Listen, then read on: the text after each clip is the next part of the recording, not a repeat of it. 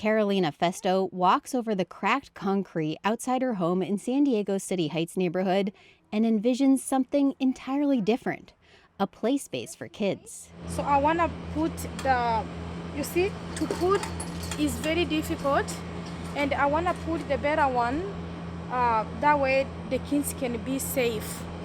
And as you can see, I need a lot of work, but I cannot afford it. I don't have money to do that. Festo is a refugee from Burundi who used to run a home childcare with 12 kids. When COVID started, she had to close. All her clients were refugees who worked in hotel housekeeping, and they were laid off. I lost my clients because the parents, they didn't go to work, so they decided to stay with the kids. So I lost my job that way. Festo's childcare was one of almost 4,000 that closed in California after COVID hit. During the pandemic, the rate of childcare closures nearly tripled, on average almost 5 a day. And many of those businesses, like Festo's, have not been able to reopen. It was very tough and very difficult for me to come back in business because, as I was saying, a lot of clients moved out of San Diego. In many places, closures hit the most vulnerable neighborhoods the hardest. And while there was some government aid for childcare, it didn't do enough. Festo says with more money, she'd be able to build an extra room and care for kids whose parents work night shifts. So my plan, I wanted to put one more room upstairs. And a lot of them just couldn't make it. They didn't have a savings account they could rely on. Kim McDougall runs the Child Care Resource Service for the San Diego YMCA. She says even a small disruption is enough to put childcare providers out of business, especially in lower income areas. Many of our higher income communities were able to maintain their childcare supply. And that's probably because they're able to charge a higher price for the care that they're providing. And those businesses likely had a safety net.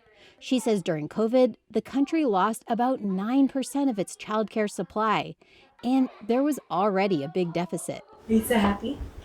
Yeah. What do you think?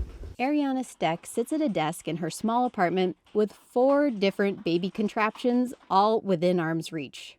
Right now, her 6-month-old son, Griffin, is standing in a jumper surrounded by colorful buttons that play music. I started using a family childcare home, a licensed family childcare home, for 1 day a week. And the rest of the days, I am childcare and employee. Steck has been back at work for a month. While she put Griffin on childcare waitlists long before he was actually born, she hasn't been able to find full-time care. Many centers didn't have vacancies until the winter of 2022. One center told me they had over 100 infants on their wait list. I was like, well, he's going to be, in preschool by the time you call us. So she's attempting to work from home while caring for a baby. So my very first week back, I started my days at about 4 in the morning, and he slept until 7, so I got 3 hours in then. That wasn't sustainable. Now she gets a little more sleep and tries to work while Griffin plays. Like tummy time, in his bedroom, we have a little footstool that I use for the rocker. I park my laptop on that, and he's sitting right next to me. Steck actually works in part doing childcare referrals, so she has better access to childcare than almost anyone.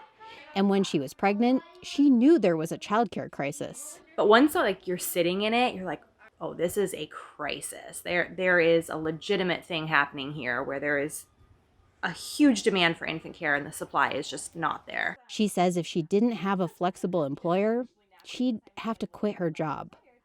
Claire Trageser, KPBS News.